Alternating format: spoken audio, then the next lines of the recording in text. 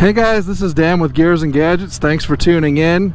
I am on my way over to Harley Davidson of Scottsdale. Alright guys, so here I am at demo days. This Ultra Limited is the bike that if I could possibly get another bike, that would be it.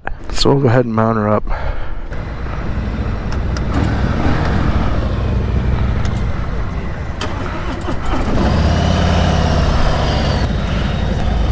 So we will turn the volume down so I don't get any copyright strikes.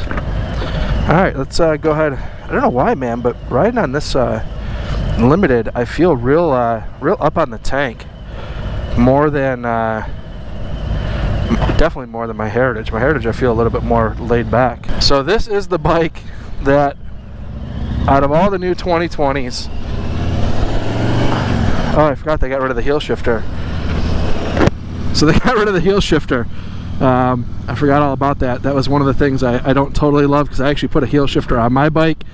People are kind of love or hate with that heel shifter, but I like it because I ride to work all the time, and without it I just scuff my boots up like crazy, and I enjoy not having to pay for boots every couple months. But anyways, yeah, this is the new 2020. Now, of course, the big thing with these new bikes on the 2020 line is that they have the RDRS, which is obviously a nice addition to these bikes for, well, stability, traction control.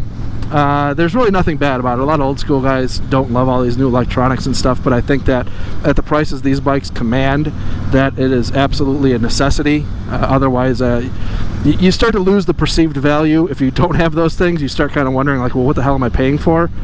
So either the prices go down or they add stuff like RDRS. So in my opinion, I think that these electronic suites on these bikes, all the electronics, is only a really good thing. So the fact that everything works with gloved hands is really nice. The Boombox GTS is not anything new. It's been out since 2019 bikes. I'm not going to play with all of the Boombox GTS stuff because it's been done before. There's plenty of videos out there. This is just really my riding impression of, well, the bike that I probably would buy at this point if I were to buy any bike. Basically, this bike, you get liquid cooled 114, and the liquid cooling is in these side fairings, the lower fairings, and this is what I would personally value here in Arizona, because it does get blazingly hot out here.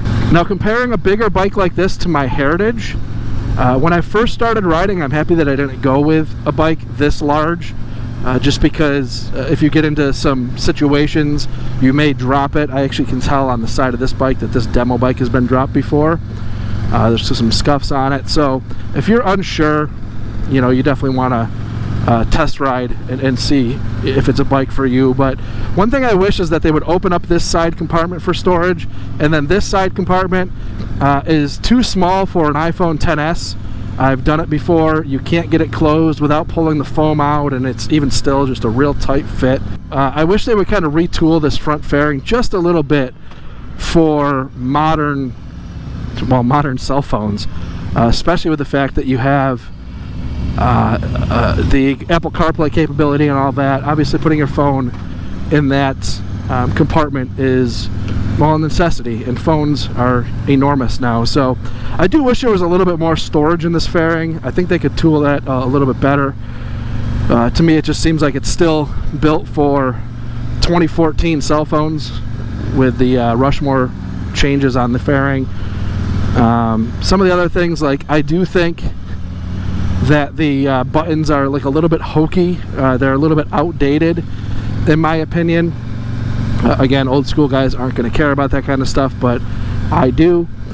They did remove the adjustable vent here. This used to be open and closable, and they got rid of the closing capability. One thing that drives me crazy is I see people on these bikes, and it's just for, I guess, lack of understanding of what that was even meant to close for. Maybe that's why Harley actually removed that, was because nobody even knew what it was really meant for. It's not meant for ventilation for, like, you know, feeling good on you as far as heat goes. It's meant for air equalization. So as the air is coming up over your helmet off this windscreen, this air coming through here equalizes that pressure and prevents buffeting on your helmet. The only reason that you would close that is maybe for the fact of like different heights of riders. Maybe some people weren't comfortable with it, maybe other people were. I don't totally know that, but for what it's worth, I kind of wish they left that on there, just because to me it just comes off as trying to make something cheaper. But I don't know, maybe that was a common failure point and nobody really used it or knew what it was for, so they just decided to punt on it in general. I don't know. Very small critique on this bike. As far as again, riding position, I don't know why, but man, I just feel like real up on the tank on this bike compared to my Heritage. It's kind of weird. It's comfortable, it's incredibly comfortable, but just a different riding position completely. Riding a bike like this does not feel overwhelming at all. The weight is very manageable in my opinion. The protection from the elements on a bike like this, it'd be better than what I have on my Heritage. Mainly with these lower fairings, if you get stuck in a rainstorm, not having all that water coming up on your boots would be very nice. My trip to Texas, I got drenched.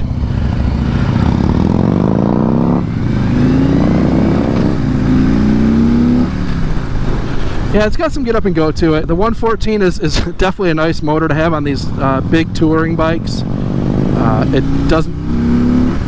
It doesn't feel as lively as my Heritage, but it also weighs probably 140 pounds more than my Heritage, so power to weight ratio is definitely worse on a bike like this. But this type of bike is meant for pounding long miles, and you know, that's really what it's meant for. I feel real up on this tank. But if I were to buy this bike, it would be in River Rock Gray. That's the River Rock Gray with the blackout option. I love what Harley did with this model, where you can basically get everything all blacked out.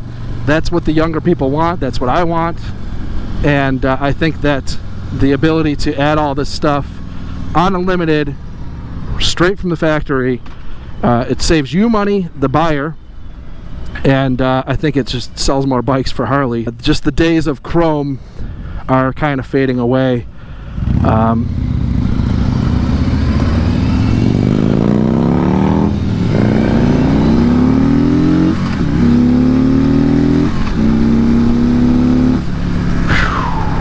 Man, she gets up and goes. They're quick bikes for their size.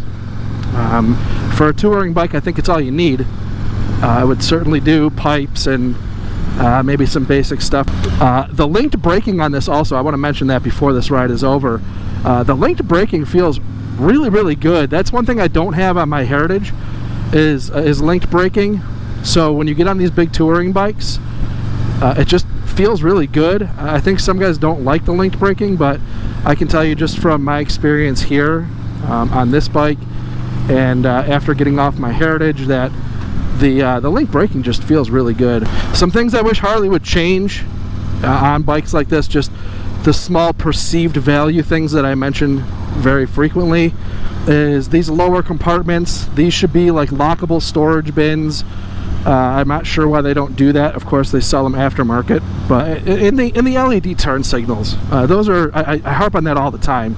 Those are things where I don't know why they don't do that. The cost of putting that stuff in, I've said it before, you might get me for 150 bucks at the parts counter today, but in 2-3 years from now, those kinds of little cash grabs might send me to a competing brand where I might see the perceived value being a little bit higher.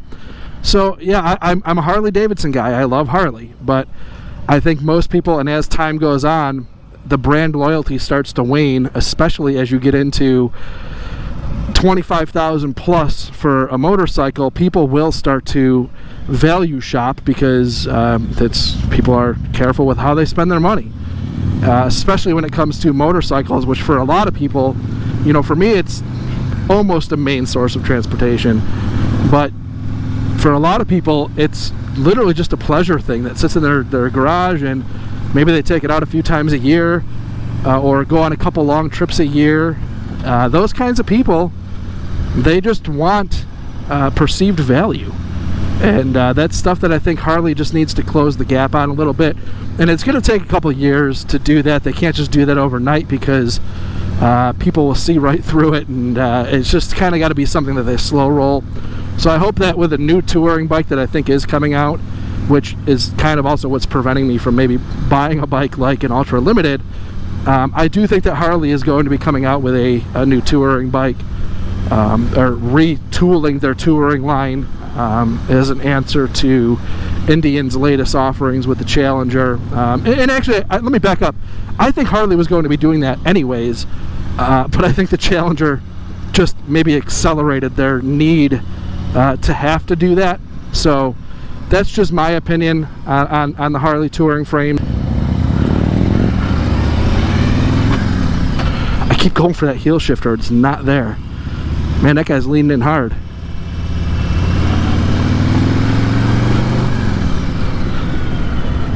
Yeah, these touring bikes with Harley, everybody's ranting and raving about the Indian Challenger and everything, but I tell you what, man, you can't go wrong with a Harley touring bike at all. These things are just incredible. I absolutely love them.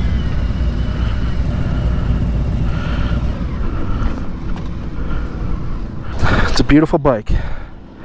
So, alright guys, so thanks for tuning in. If this is your first time tuning in, please hit that subscribe button down below. Remember, likes go a long way to help support the channel.